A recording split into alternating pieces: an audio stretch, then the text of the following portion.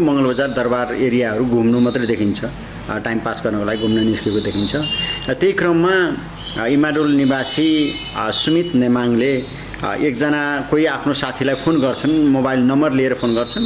त्यो number mistakenly अर्को कोही मान्छेको चाहिँ मोबाइलमा पुग्छ।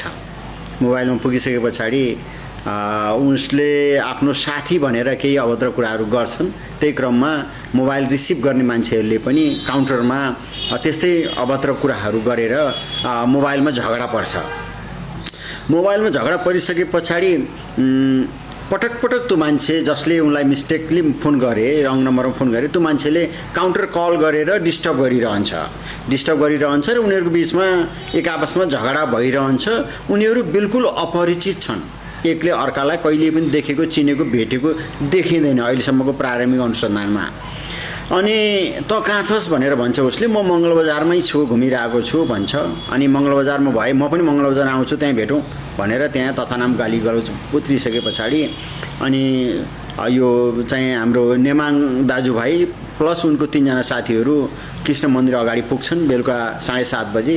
त्यही बेलामा यो अपराध गर्ने चाहिँ सञ्जु भन्ने सञ्जीव नेपाली जुन पनि एकजना गगन सुनार भन्ने एकजना उसको साथीलाई स्कुटरमा राखेर त्यहाँ नजिकै आउँछ, स्कुटर राख्छ र कृष्ण मन्दिरकै अगाडि ऊ पनि पुग्छ।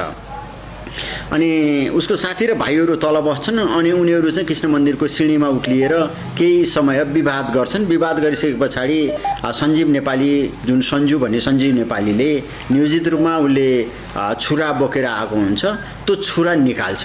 छुरा निकालेपछि तत्कालै चाहिँ त्यो दाजु चाहिँ नेमाङले के गर्छन् त, हातमा समाएर छुरा बोकेको हातलाई चाहिँ समातेर उसले सञ्जीव नेपालीमाथि मुक्का प्रहार गर्ने प्रयास गर्छन्। त्यही बिचमा ऊ फुत्किएर चाहिँ समित नेमाङको घाँटीमा छुरा प्रहार गर्छ। अनि तत्कालै ऊ त्यहाँ ढले पछाडि ऊ माथिबाट तल झर्छ त्यो सञ्जीव नेपाली सञ्जु भन्ने।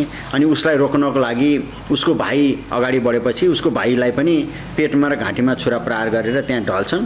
आँखा पनि चिम्लिने समय नपाउने अवस्थामा त्यो घटना घट्छ र चाहिँ यो सिर्जन नेमाङ र उसको दाजु समित नेमाङले उसकै आफ्नै काका पर्ने र साथीहरूबाट पनि सहयोग नपाउने अवस्था त्यहाँ देखिन्छ। सिचुएसन त्यो क्रिएट भइसके पछाडि उनीहरूले तत्काल प्रहरीलाई खबर गर्छन्। हाम्रो 3 मिनटभित्रमै घटनास्थलमा नजिकैको प्रहरी त्यहाँ पुग्छ र तत्कालै नेपाल प्रहरीको मंगलबजारको गाडीबाट हामीले उनीहरूलाई उपचारको लागि बीएनबी हस्पिटलमा लगभग 10 मिनटमै हामीले बीएनबी हस्पिटलमा पुर्याएको अवस्था हो। बीएनबी हस्पिटलमा पुर्याएर उपचारको क्रममा 8:25 को हाराहारीमा डाक्टरले दुवै दाजुभाइलाई मृत घोषणा गर्छन्।